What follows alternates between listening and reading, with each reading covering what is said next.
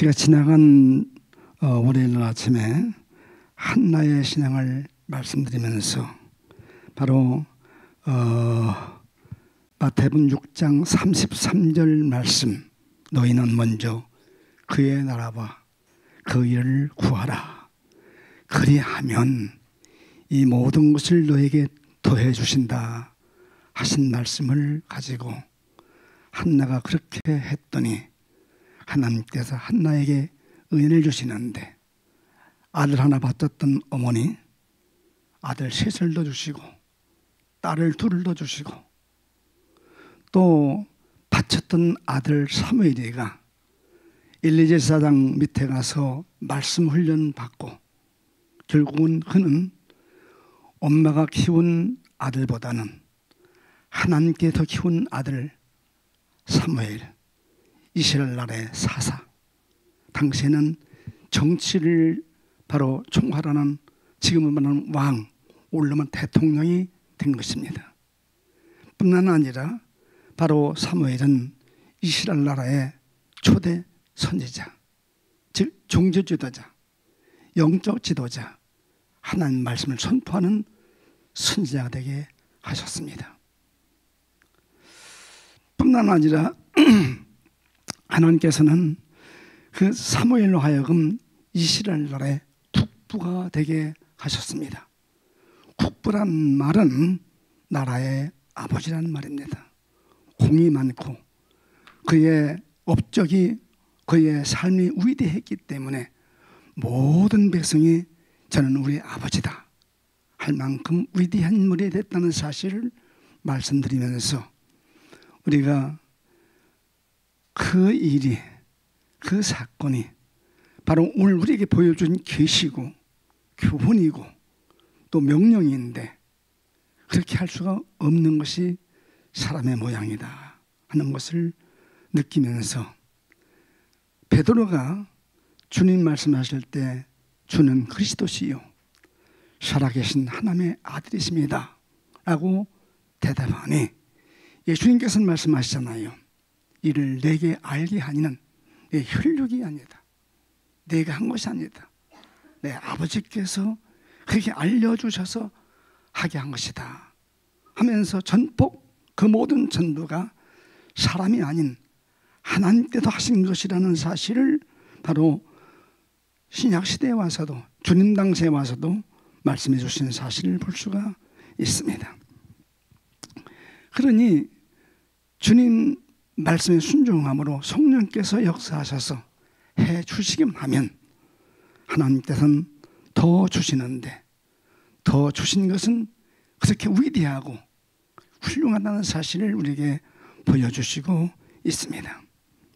오늘 아침에도 동일한 말씀인데, 바로 우리 믿음의 사람이었던 다윗이가 하나님께 바로 근심하고 또 맹세하고 하나님께 소원했던 사실을 시편 132편 1절로 5절 이하 말씀 보면 말씀해 주셨습니다.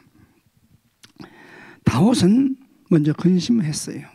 사람이기 때문에 반드시 그건 있을 수밖에 없는 사건입니다. 그러나 다윗은 그때 하나님께 맹세를 합니다. 맹세를 하면서 하나님께 소원을 합니다. 그 당시는 엘리 제사장이 바로 그 모든 나라를 통치하며 영적인 세계를 지배하는 그때였습니다. 근데 그때 블레셋 나라와 전쟁을 하게 됐어요. 전쟁할 때인데 이 엘리 제사장은 나이가 많은 노인이었고, 그의 아들 흠니와 비느하스도 전쟁터에 싸우러 나가는데 그냥 나갈 수가 없으니까 이 연약한 이 우리 민족 가지고 저 블레셋을 어떻게 이기느냐. 할 수 없이 이들이 나갈 때 그냥 가는 것이 아니고 하나님의 궤, 여호와의 궤, 즉 법궤를 가져오라는 거예요. 하나님께도 함께 하셔야 된다. 그래야 이긴다. 법궤를 가지고 전쟁터에 나갔습니다. 그 당시는요, 고대 국가에서는 전쟁을 하면 나라와 나라끼리 싸움이 아니었습니다. 이 엘리제사장 때도 바로 국가 간의 전쟁이 아니었습니다. 신과 신과의 대결이었습니다. 너희 나라 신이 강하냐 아니면 우리나라 신이 강하냐 하는 신과 신과의 대립이 바로 그 전 싸움이 그 당시의 전쟁이었거든요. 전쟁에서 이기기만 하면 이긴 나라는 반드시 친 나라의 신전을 불태웁니다. 불태워버리고 그 신전에 있는 모든 보물을 전부 다 가져가서 그놈을 갖다 놓고 마음껏 조롱하면서 모독을 해가면서 그 이스라엘 신들을 그냥 학대하는 겁니다. 이것이 그 당시의 역사였습니다. 다니엘서 5장을 보면은 바벨론 나라가 이스라엘 나라를 쳐서 이겼어요. 그리고 그 이스라엘 나라의 신전을 불태우고 거기 있는 기명을 다 가져가 가지고 이제 우리 신이 이겼다, 승리했다. 그래서 신전에 가져온 그릇을 가지고 술을 마시면서 모든 백성들로 술을 마시게 하고 술을 마시면서 세상 말로 박수를 치면서 이스라엘 신을 무시하고 이렇게 했던 것을 볼 수 있습니다. 그 술을 마시는 가운데 촛대 사이에 손 하나 나타내 글씨를 막 쓰는 거예요. 그 느부갓네살 왕이 그걸 보고 그냥 오금이 졸이는 거예요. 깜짝 놀라가지고 저 글씨가 무엇이냐 아무도 안다고 웃었습니다. 하지만은 그 글씨를 해석한 사람이 있었던 것을 볼 수가 있습니다. 무릎이 그만 서늘해지면서 그냥 물이 부딪히며 가면서 얼마나 떨었던지 그런 상태에서 블레셋 나라 왕은 바로 너무나 겁이 나서 자기 신 앞에 두었던 그 다곤신, 그 당시는 블레셋 나라 다곤신이었거든요. 이스라엘에서 뺏어간 법궤를 다곤신 옆에다가 갖다 이렇게 놨어요.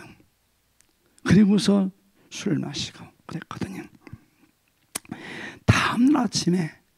그 다음날 아침에 다곤 신전을 딱 문을 열고 보니까 그 다곤 신이 여호와의 뼈 앞에 엎드려져 가지고 있는 거예요. 깜짝 놀라서 바로 다곤 신을 다시 세워 놓고 그리고서 하루를 지나고 그 다음날 다시 아침에 문을 열고 가보니까 다곤 신이 엎어졌는데 얼굴이 땅에 닿고 목이 잘리고 손발이 잘리고 법궤 앞에 여호와의 궤 앞에 몸띠만 남았더라. 근데 그 이후에 그 나라에 독종 재앙이 와서 수없이 막 죽어가는 거야. 코로나 사건으로 인해서 많이 죽듯이 이 독종 재앙이 나서 막 사람을 죽이는 거예요.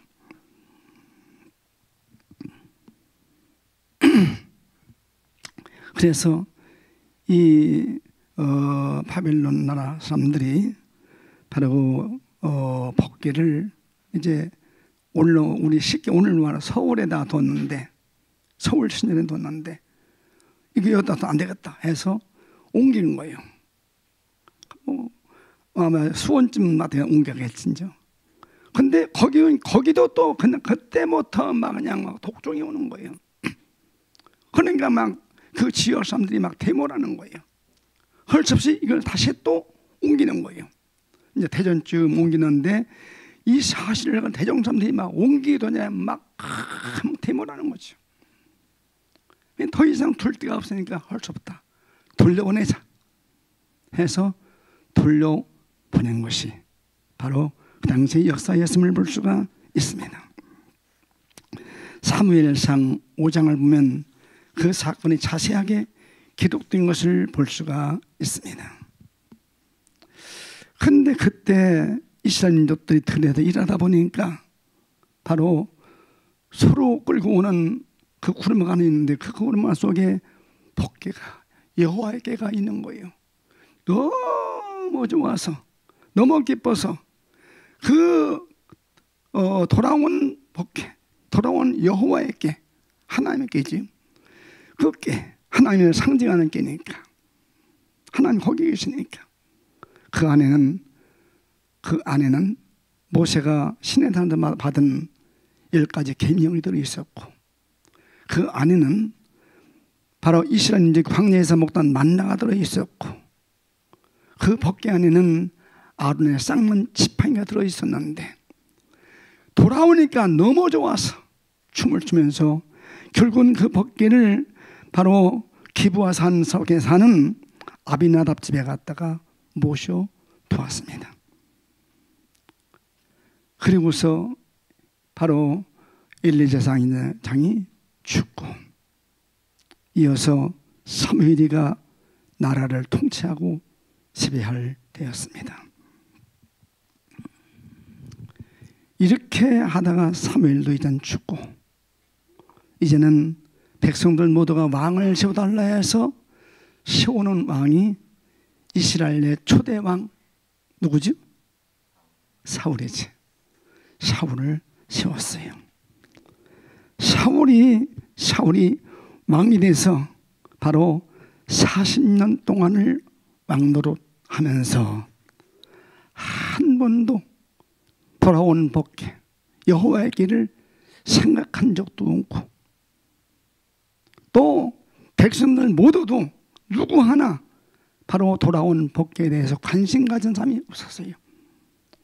먹고 살기 바빴고, 세상 부귀영화 누리기 위해서 바빴기 때문에 자기는 세상 사는 것에 걱정되고 염려돼 가지고 그것 때문에 여호와의 궤에 대해서는 관심조차 없었어요. 그것이 40년 세월이 흐르도록 아무도 몰랐어요. 세월이 흘러서 40년이 갔습니다. 40년이 흐르고 이제 사울이 죽고, 다음에 다윗이가 이제 2대 왕이 됐습니다. 역사입니다. 근데 다윗이가 왕이 되면서 시편 132편 오늘 본문 읽은 말씀인데, 왕이 된 다음에 다윗은 바로 먼저 근심을 했더라. 그리고서 내가 이제 왕이 됐으니, 하나님께서 날 왕 삼아주셨으니 내가 할 일이 무엇일까? 근심을 하다가 퍼뜩 떠오른 것이, 아하, 이 백성들 모두가 돌아온 법궤에 대해서 관심도 없었어. 그 법궤가 40년 세월 지금 어디 있는지도 모르고 바로 있는 장소도 몰랐어요. 그래서 다윗이가 근심하면서 맹세를 하고 서원을 합니다. 그리고서 그는 하나님께 제일 먼저 왕 되면서 첫 번째 국정 1호, 정책 1호, 지금 윤석열 대통령이 대통령 되면서 제일 먼저 할 것이 무엇이냐 하고 1호부터 시작해서 서서히 해나가는 것 마냥, 내가 왕 된 후에 제일 먼저 한 국정정책 1호가 무엇이냐? 법대 찾아서 모셔놓은 것이다. 이것이 다윗이가 왕된 이후에 제일 먼저 국정정책 1호를 세우고 온 자기 국가 안에 장관들이나 무슨 도지사나 제사나 시장이나 백성들 모두에게 선포합니다. 찾아라. 바로 엘리사장 때 뺏겼다 찾아온 법궤 지금 어디 있는가? 찾아라. 어느 산속에 있는지, 어느 풀소에 있는지 모르지만 찾아라 하고 명령한 것이 다윗이었습니다. 그리고서 오늘 시편 보니까 내가 그 여호와의 법궤를 찾기 전까지는 내가 왕궁에서 잠을 자지 아니하고, 이 찾기 전까지는 내가 눈꺼풀이 다쳐서 졸지도 아니할 것이고, 나는 밖에서 찬이시를 맞으면서 그 여호와의 길 찾아올 때까지 궁궐로 들어가서 내 심상에 오르지 않겠다. 이것이 다윗이가 하나님께 서운하면서 맹세한 일이었습니다. 내가 침상에 들어가서 침상에서 내 눈꺼풀로 졸지 아니하고 하기를 여호와께 바로 맹세하면서 선하면서 언제까지? 찾을 때까지 나는 밖에서 이슬을 맞으며 잠을 자지 않고 졸지 않겠다. 이거 다윗의 결심이었습니다. 이것이 다윗의 맹세였습니다. 이것이 다윗의 서원이었습니다. 위대한 인물을 보면 자기가 한 것이 아니고 그것도 하나님께서 성령께서 하시게 하셔서, 성령께서 힘주셔서, 성령께서 역사하셔서 이렇게 한 줄로 믿습니다. 이 아침 나오신 여러분들, 오늘 우리 모두가 주어진 생을 사시면서 우리 믿음의 선진들 가졌던 그 신앙을 본받고 이렇게 한번 결심해보는, 이렇게 한번 다짐해보는, 맹세해보는, 소원해보는 우리 모두 된다면 나는 부족하지만은 반드시 하나님께서 그 일을 이루게 하실 줄로 믿습니다. 전 이것을 확신합니다. 그런데도 확신하면서도 참 안 되더라고요. 이것이 사람인 한계라는 것을 깨닫게 됩니다. 왕 됐으면 부귀영화 누리고 바로 자기의 영광을 나타내는 것이 왕인데, 이 다윗 왕은 왕된 이후에 자기 부귀영화보다도 먼저가 여호와에게 찾는 것이다. 즉 다시 말해서 마태복음에 있는 대로 먼저 그 나라 그 의를 구하는 것이다. 이게 다윗의 신앙이었어요. 이 아침 우리 모두가 이 다윗 마냥 우리 먼저 그 나라 그 의를 구하는 신앙을 가지시고 주어진 생에 살아보리다. 다시 우리도 한 번쯤 맹서해보고 우리 한 번쯤 서원해보는 이런 삶이 됐으면 좋겠다. 그 생각이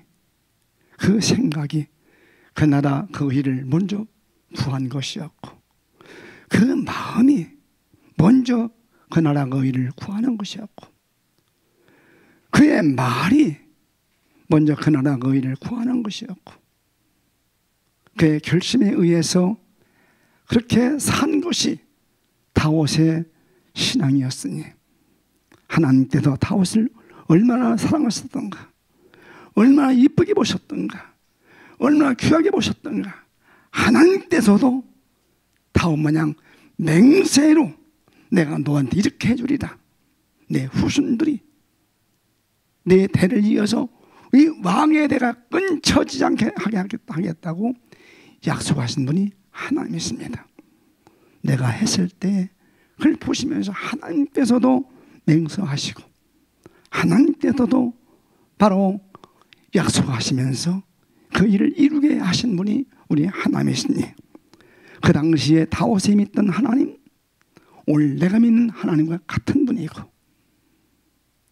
한나와 함께 하신 하나님, 오늘 우리 믿는 하나님과 같은 분이고 한 분이시니 반드시 이룰 줄로 믿고, 오늘 아침 나오신 여러분들은 다윗 마냥 내가 여호와의 길을 찾을 때까지,